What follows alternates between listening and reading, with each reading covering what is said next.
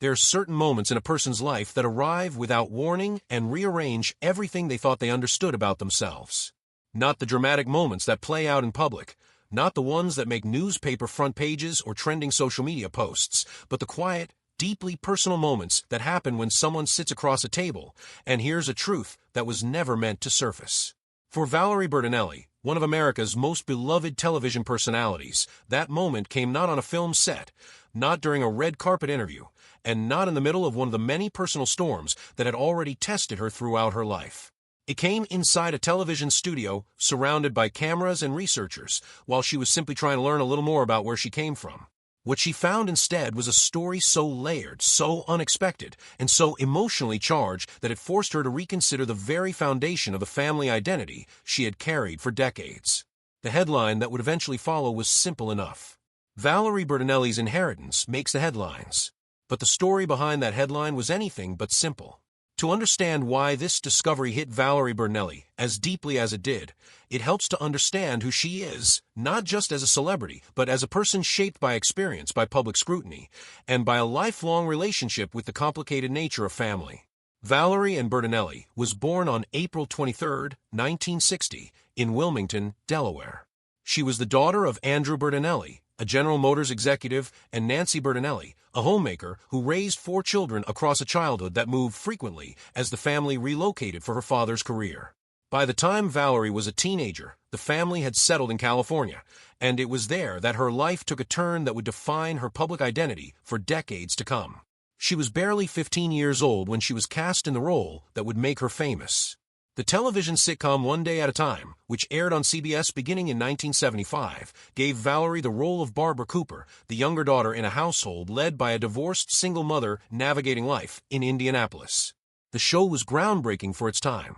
It tackled subjects that American television had largely avoided, including divorce, independence, teenage relationships, and the complicated emotional landscape of a family trying to hold itself together without the traditional two-parent structure.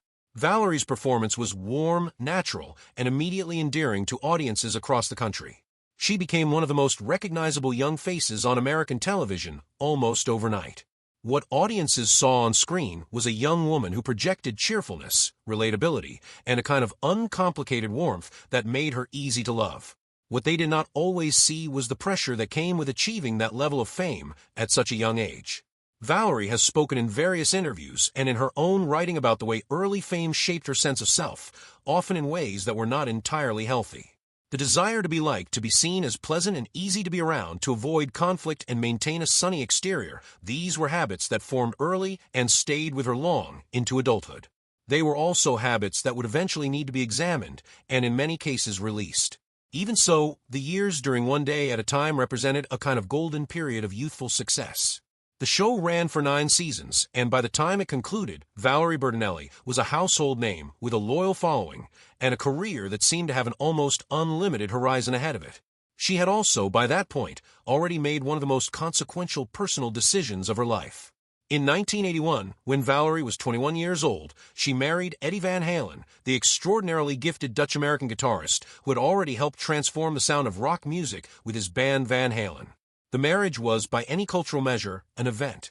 The pairing of a beloved television sweetheart with one of the most technically brilliant and visually striking musicians of his generation created a kind of celebrity coupling that fascinated the public in ways that few relationships had before.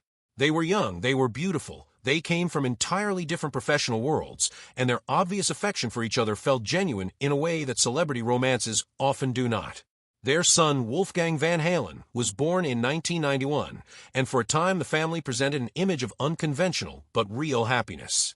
However, the marriage was also shaped by struggles that Valerie has since discussed with considerable candor. Eddie's battles with substance use were significant and prolonged, and the pressures of maintaining a marriage between two people with demanding careers, vastly different lifestyles, and complicated personal histories created fractures that eventually proved impossible to repair.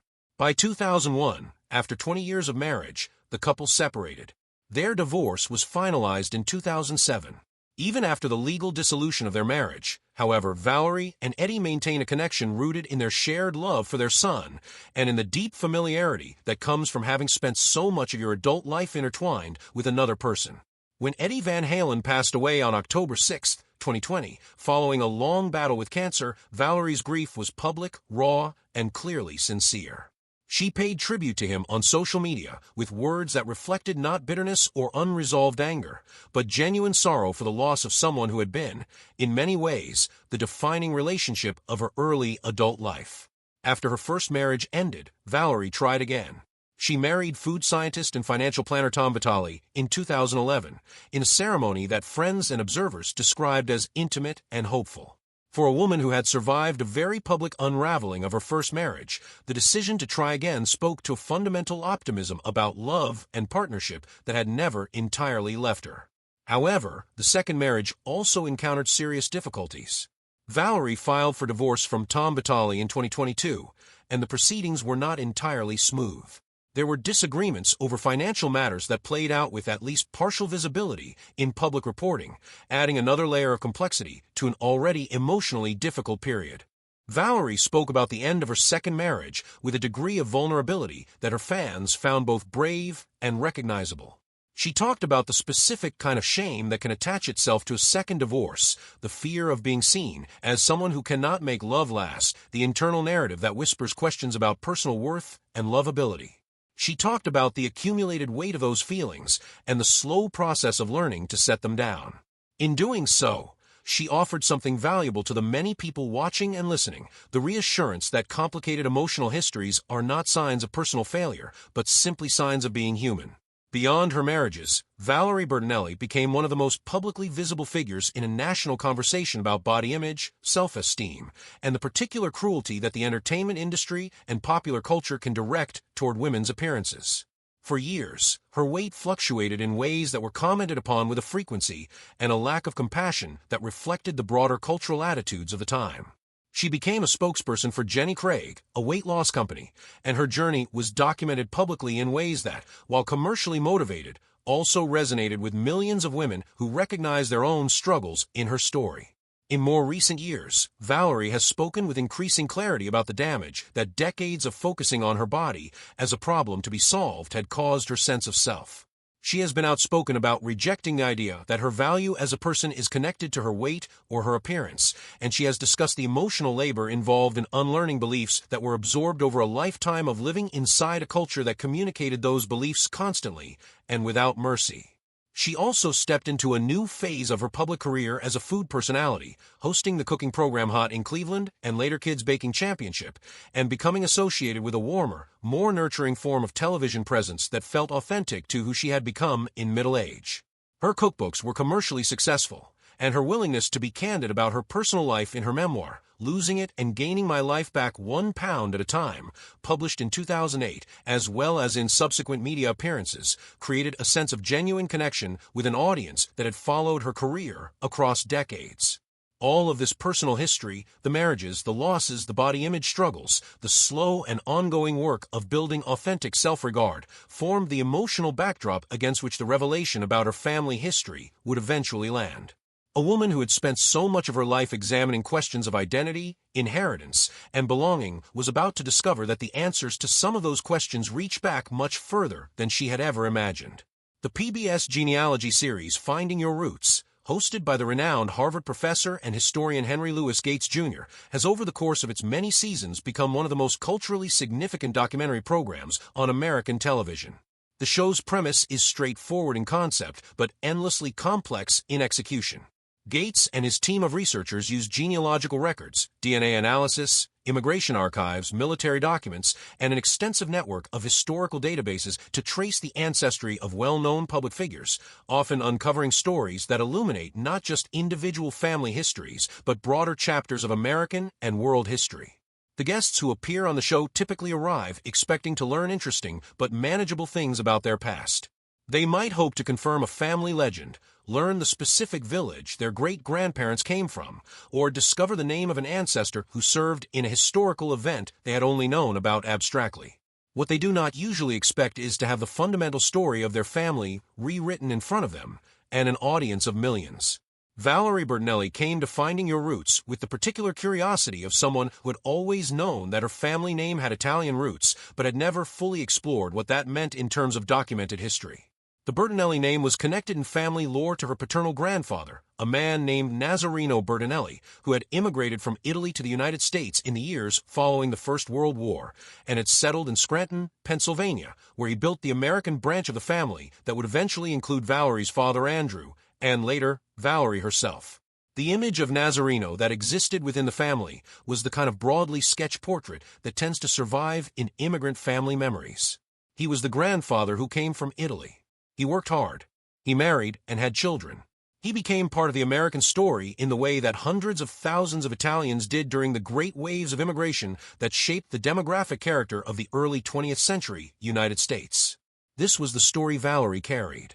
It was uncomplicated, it was admirable in its broad outlines, and it was, as the researchers would soon reveal, significantly incomplete. The research team working on Valerie's episode of Finding Your Roots began, as they always do, with the paper trail. Immigration records, census documents, church archives, military records, and civil registration files from Italy formed the foundation of the investigation. What they found when they began examining the Italian records connected to the Bertinelli family name in Nazareno's hometown region was a document that no one in the American branch of the family had ever seen or, apparently, known existed. It was a marriage certificate. Dated to the period immediately following the conclusion of the First World War, it recorded the legal union of Nazareno Bertinelli and a woman named Domenica Calorani. The document was clear, official, and entirely unexpected. It recorded a marriage that had taken place in Italy before Nazareno ever set foot on American soil, before he met the woman who would become Valerie's grandmother, and before the family story that Valerie had grown up knowing had even begun. When Valerie was confronted with this document during her appearance on the show, the impact was visible and immediate. She had come expecting to learn about her family's Italian origins in a general sense. She had not expected to learn that her grandfather had been married to someone else entirely before any of the chapters of family history she had ever heard about. The name Domenica Calorani was not one that had ever appeared in any conversation, any family gathering, any photograph album, or any story passed down through the generations. This woman had existed, had been legally married to Valerie's grandfather, and had been completely absent from the family's understanding of its own past. The marriage certificate alone would have been enough to constitute a significant revelation. But the research team had not stopped there. As they continued examining the Italian records, they found additional documentation that added layers of complexity and emotional weight to the story. Nazareno Bertinelli had not simply left Italy after the war and started fresh. He had left Italy after marrying Domenica Calorani, and he had left before the full consequences of that marriage had made themselves known. The records indicated that within months of Nazareno's departure for the United States, Domenica Calorani gave birth to a son. The boy was named Ernesto Bertinelli. The timeline, as the researchers laid out, made clear that the child had almost certainly been conceived before Nazareno left Italy, meaning that when he boarded the ship that would carry him across the Atlantic Ocean to a new life in Pennsylvania, he was leaving behind not just a wife, but a pregnant one. Ernesto Bertinelli grew up in Italy without his father. He grew up knowing, or eventually learning, that his father had gone to America and had not returned. He grew up on one side of an ocean while his father was building an entirely different family on the other. And at some point in his life, Ernesto attempted to bridge that gap.